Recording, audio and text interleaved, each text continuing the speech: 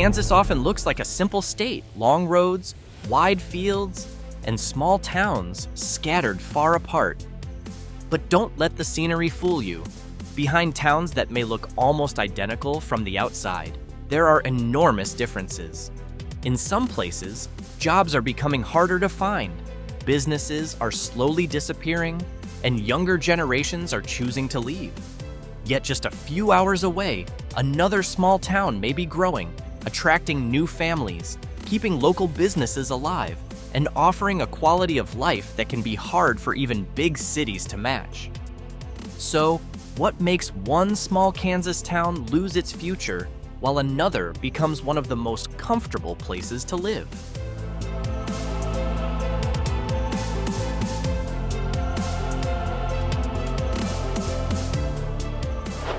Cherryvale once had an economy that was completely out of proportion to how the town looks today. In the early 1900s, it became an industrial hub in southeastern Kansas, with glass, brick, machinery, and milling plants, along with rail lines carrying its products across the region. Its population once approached 7,000. Today, that number has fallen to around 2,100 residents. Many of the industries that once powered the town have long disappeared, and local job opportunities are far more limited than they were during its heyday. Cherryvale still has around 1,000 workers, mainly in healthcare, retail, and manufacturing, but the range of available jobs is much narrower. The median household income is only about $50,300, while roughly 21% of residents live in poverty.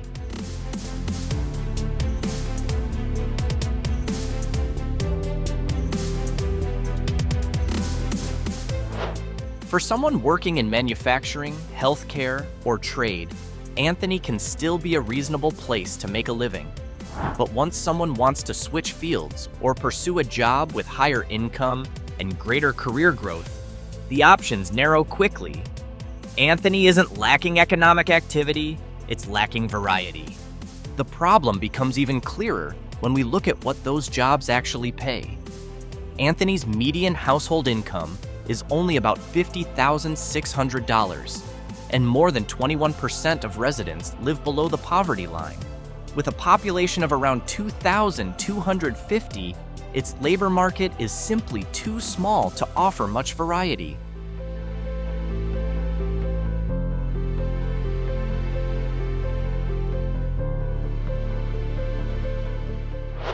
Oswego has one surprising advantage. The number of workers in town is actually growing. Around 708 people were employed, up more than 6% in a single year. Healthcare, manufacturing, and education are important parts of the local economy.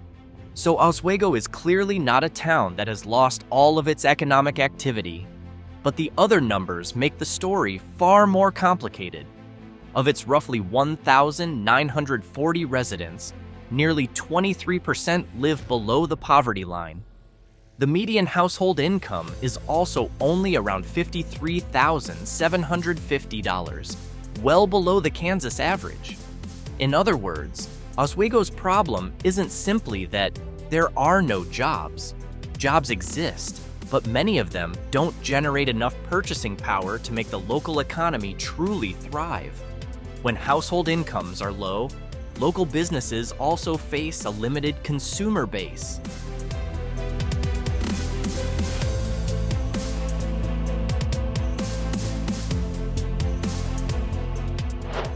Horton is one of those small Kansas towns that feels like it has fallen a few steps behind the world around it. The town once played an important role thanks to railroads and trade, but as those activities declined, Horton lost much of its economic appeal.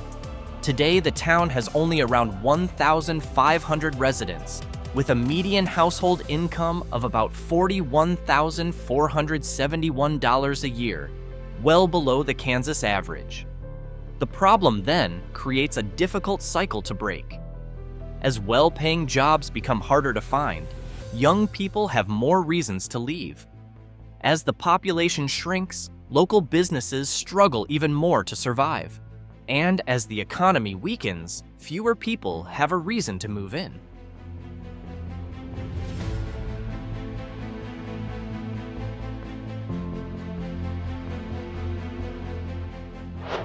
Peabody has a problem that can't be solved simply by opening a new store. The town is getting smaller while its economic opportunities aren't growing with it. Peabody once grew around agriculture and the railroad lines that connected it to other parts of Kansas. But as the role of both industries changed, the town's activity gradually faded.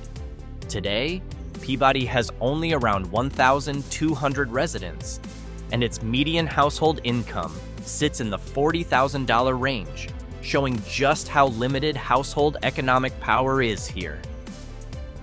Interestingly, Peabody hasn't completely lost its identity. The main street, historic buildings, school, and local community are still there. The challenge is keeping all of them alive as the number of people using them continues to decline.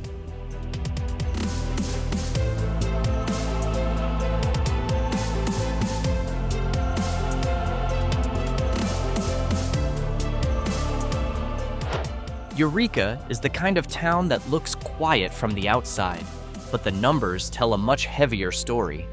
The town once served as a trading center for rural Greenwood County, but as jobs and economic activity became increasingly concentrated in larger cities, Eureka began losing both residents and momentum.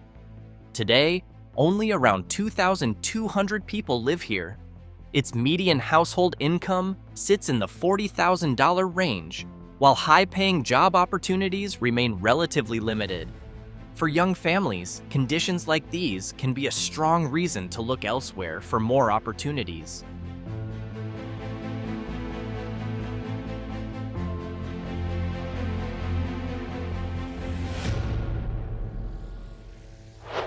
Galena once depended on something that is now part of its past: mining. In the early 20th century, the town became one of the largest zinc mining centers in the tri-state region, attracting workers and the businesses that grew around them. But as the mines began closing, Galena lost the engine that had powered the town for decades. It wasn't just the miners who left. Today, Galena has to find a way to build an economy that no longer depends on mining. The problem is that job opportunities in a small town like this are far more limited than they were when the mines were still operating.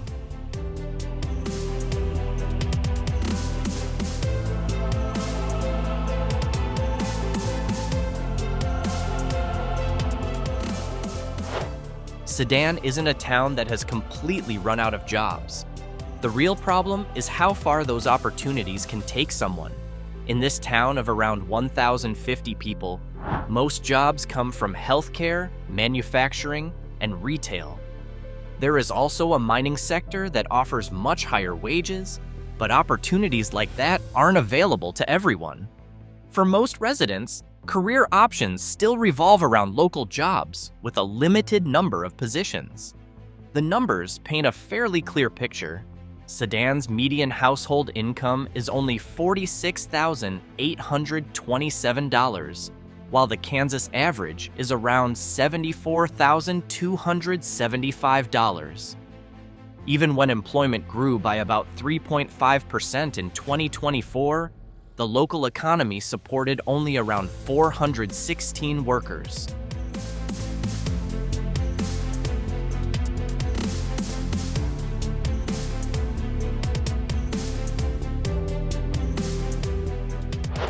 Sterling has one advantage that many small towns don't.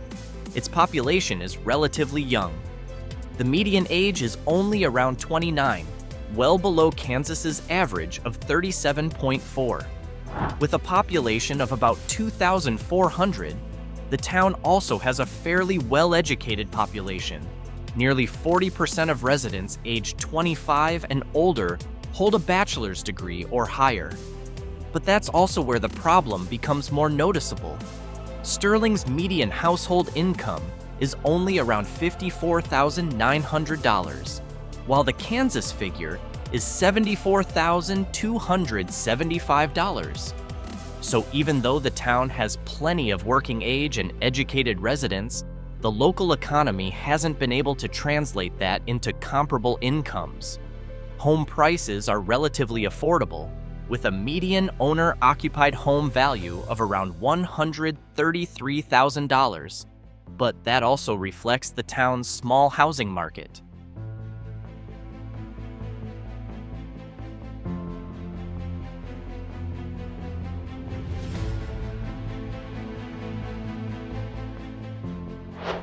Kingman has a somewhat deceptive appearance. From the outside, it looks like a small community that is still functioning normally.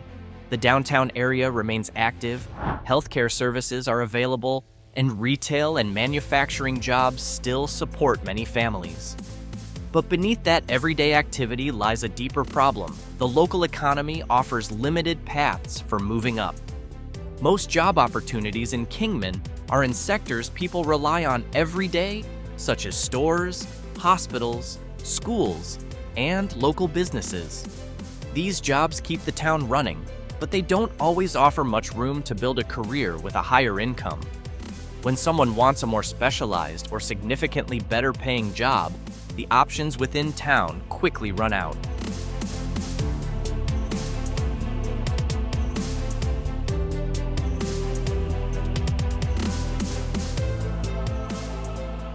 After seeing a string of towns struggling to hold on to their residents, jobs, and economic activity, it might be easy to conclude that life in small-town Kansas is heading in only one direction: smaller and harder to survive.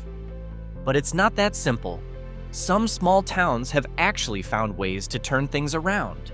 They've taken advantage of strategic locations, built more diverse economies, preserved their local identity, or offered people a reason to stay. And from here, the story changes.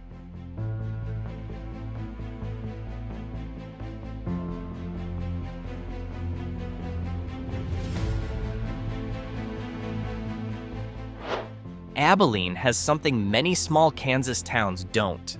It has managed to feel bigger than its population. With around 6,000 residents, the town serves as a regional center for the surrounding area, meaning its economy isn't dependent solely on local residents. One of its biggest strengths is the variety of activities. Abilene has a hospital, schools, stores, restaurants, service businesses, and manufacturing. What makes Abilene appealing as a good small town is the balance between amenities and small town atmosphere. Residents don't have to travel far just to access basic services, but they also don't have to deal with the density and pace of big city life.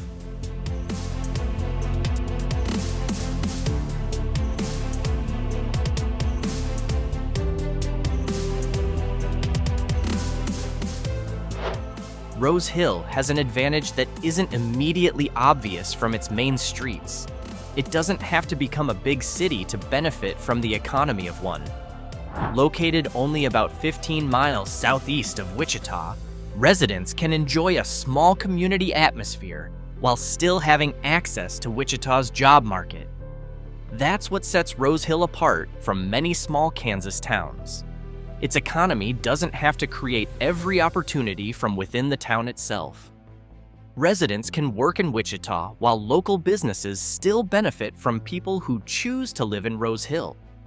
The town also has schools and community amenities that make it feel more like a permanent home than simply a suburb.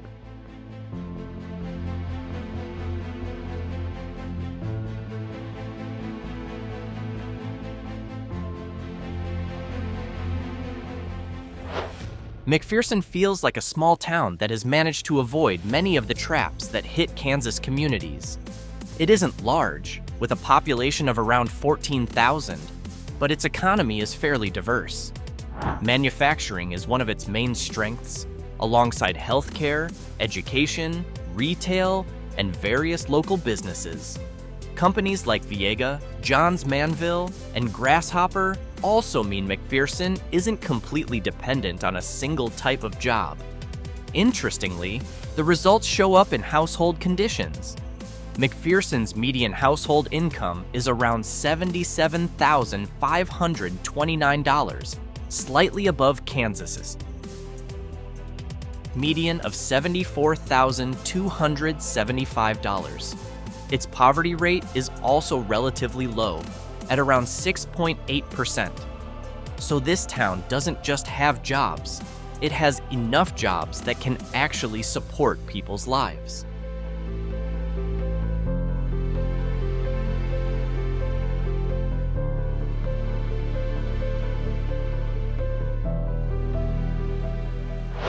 Cottonwood Falls is the kind of small town that doesn't try to compete with big cities, and that's exactly where its appeal lies.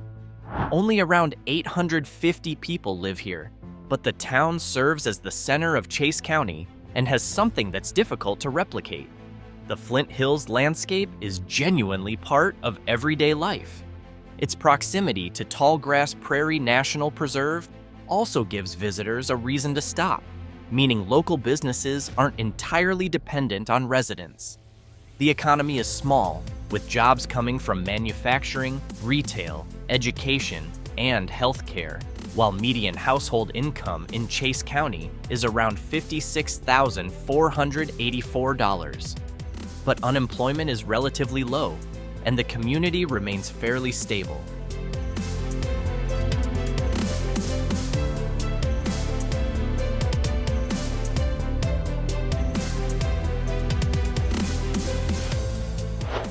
In the middle of the vast Kansas plains, where small towns can be separated by long stretches of open road, Hays feels like an exception. It isn't simply a place where people live. It's a place where people from surrounding communities come when they need something they can't find back home. Students come to Fort Hays State University. Patients from nearby areas seek health care, and families come here to shop and take care of everyday errands. The university also gives the city a different kind of energy. Thousands of students make Hays feel younger and less isolated than many communities across western Kansas. Its median household income is only around $58,000, so Hays is certainly not an exceptionally wealthy town.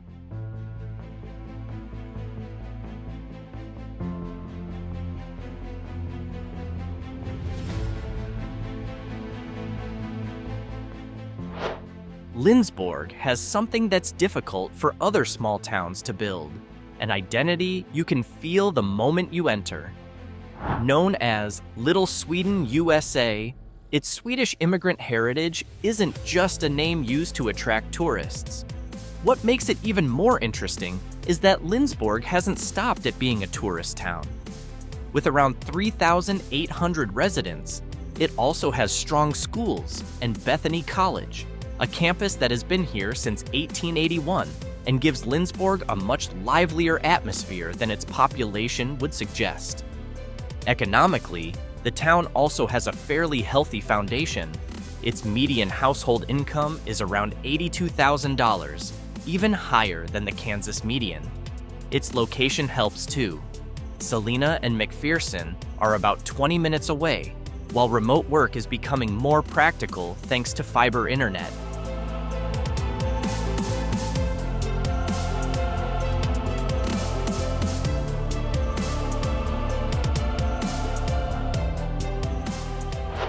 Wamego is one of those small Kansas towns that feels like it has found the right formula. It isn't too isolated, it isn't too busy, and it has something that makes people stop rather than simply pass through. The downtown area is widely known for its The Wizard of Oz theme, but Wamego's appeal goes far beyond Dorothy statues and souvenir shops. Location is one of its biggest advantages.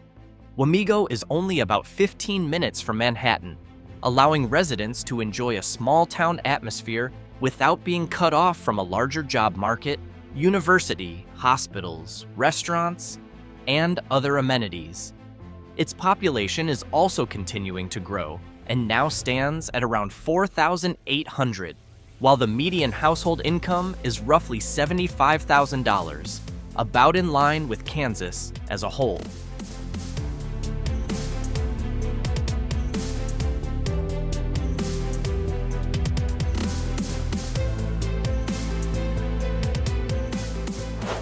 Westwood may not have the rural landscapes, historic downtown, or classic small-town atmosphere of Lindsborg and Wamego. Its advantage lies somewhere else. Westwood benefits from being next to Kansas City without having to live like Kansas City. The town has only around 3,000 residents, but its location puts people close to major job centers, restaurants, hospitals, universities, and other metropolitan amenities. Its economic conditions reflect that advantage. Westwood's median household income is around $87,000, higher than the Kansas average. Residents are also relatively well educated, and many households have access to professional jobs across the metropolitan area.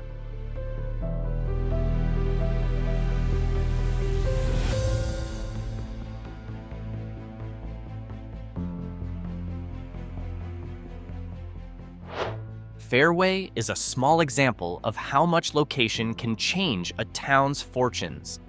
With only around 4,100 residents, Fairway might not look economically impressive on its own. But it sits right in the Kansas City area, surrounded by established communities like Mission Hills, Prairie Village, and Westwood. Household conditions reflect that position.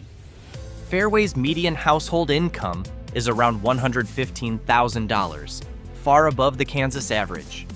Educational attainment is high, and many residents work in professional, management, healthcare, education, and business-related fields.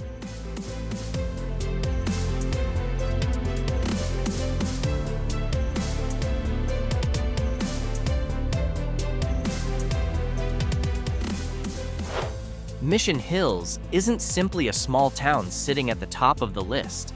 It plays by a different set of rules.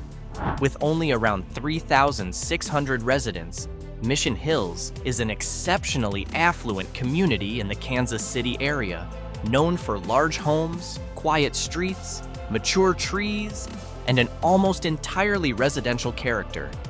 The numbers make the difference clear. Mission Hills' median household income is above $250,000, more than 3 times the Kansas median. Its poverty rate is also extremely low, while the share of residents with a bachelor's degree or higher is well above that of most small towns across the state.